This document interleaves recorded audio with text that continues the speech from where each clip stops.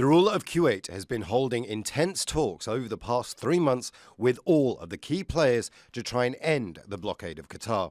Sheikh Sabah Al Ahmed Al Sabah has been a mediator since diplomatic ties were cut on June the 5th.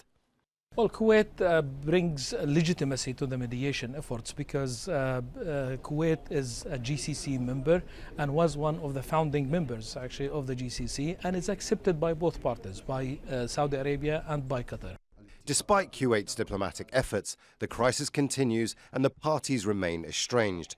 Kuwait's trying to find common ground, but it's finding difficulties because of what's being seen as hardline positions being taken by the blockading countries, Saudi Arabia, Bahrain, Egypt and the UAE.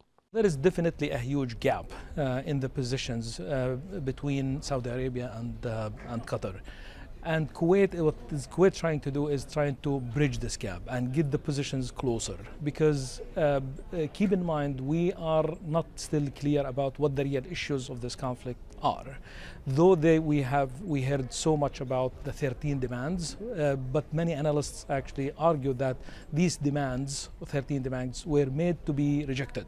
So these are not really the real issues. We're talking about like really broad terms like terrorism. Who defines terrorism? What is terrorism?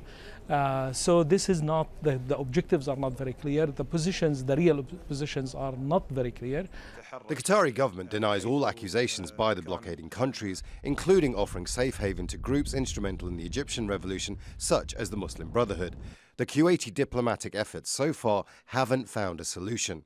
Sheikh Sabah is expected to discuss the way forward with Donald Trump during his White House visit. Analysts suggest that although Kuwaiti mediation efforts haven't failed, they appear to have stalled. Imran Khan, Al Jazeera.